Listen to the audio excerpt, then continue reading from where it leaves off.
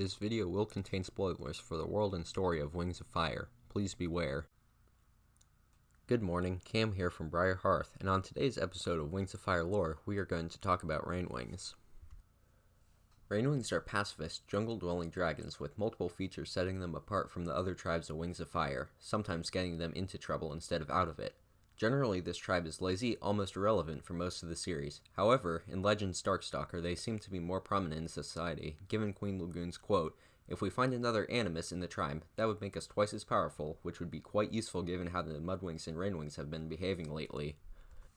One of their most prominent traits is the ability to change the color of their scales, whether or not they choose to. When they don't want a specific scale color, their emotions are on display. However, Rainwings can decide their color to hide their emotions, match their appearance to other dragons or tribes, or even camouflage in such a way that they are almost invisible. Although there isn't any obvious evolutionary advantage to emotion-based self-chromokinesis as of the Poison Jungle, I believe it may have at one point served as a form of communication within the tribe, almost like aquatic for sea wings. Rainwings also have the unique ability to shoot venom from their two frontmost fangs, dissolving organic compounds like acid. During the first arc, Mastermind, under the control of Nightwing Queen Battlewinter, runs experiments on them in order to create armor for her tribe in an attempt to take over the jungle. Another property of this substance is that the venom of a relative neutralizes its effects, but unrelated dragons accelerate the dissolution. Although survivable, if the venom enters a dragon's eyes or bloodstream, they are likely to die quickly and painfully. If left on the ground for too long, it will harden into glossy, obsidian-like droplets. Rainwings, upon shooting venom, unhinge their jaw, possibly to avoid hitting themselves with the shot. According to the wiki, the sketchiest source of information, Rainwing venom acts in a similar way to hydrofluoric acid because although it is transparent, it is extremely corrosive to organic matter and bleaches it upon contact. Rainwings have sleek bodies with prehensile tails to easily maneuver around the trees. They also have frills under their horns that are almost wing-like. Rainwings are often considered lazy due to their tendency to lay in the sun for extended periods of time, although it makes them physically brighter, smarter, happier, and overall healthier. Rainwings all lay eggs in the same hatchery, regardless of bloodline. They also don't watch or count them, as webs easily sold glories unnoticed and with no repercussions. In the past, Rainwings fought for the throne like any other tribe, but over time evolved non-violent competitions to claim it. Eventually, Grander decided to merge the royal bloodline into the rest of the tribe, hoping to find queens in spirit when none of her children were suitable for the throne, although they weren't too effective.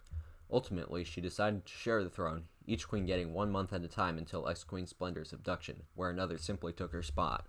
In recent history, Rainwings never left the jungle before Jade Mountain Academy's founding, with some exceptions, so they had no scrolls, couldn't read, could barely count, and knew little about Pyria until Queen Glory started the school.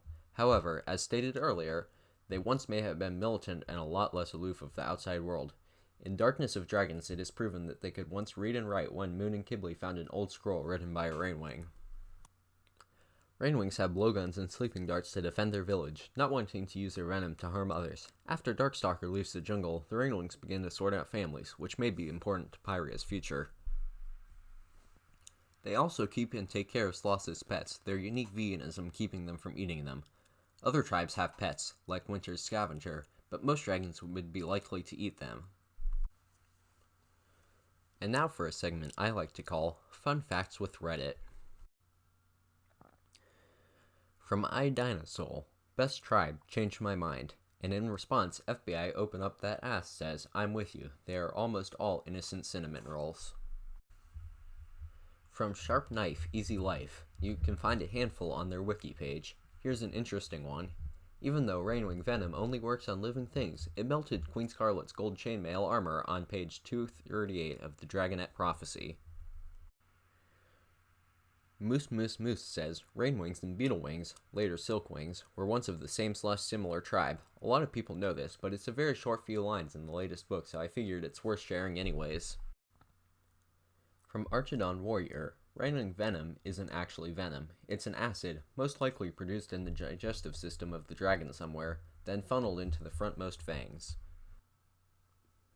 If you are wondering what's been going on in the background, some of my buddies and I are working on a Wings of Fire Minecraft server. It's very work in progress at the moment, but we'll definitely share more as we progress with the project. That's all I have for today, so if you enjoyed, please like and subscribe. This is my first video, so sorry if it seems a bit off, but until next time, stay safe and much love.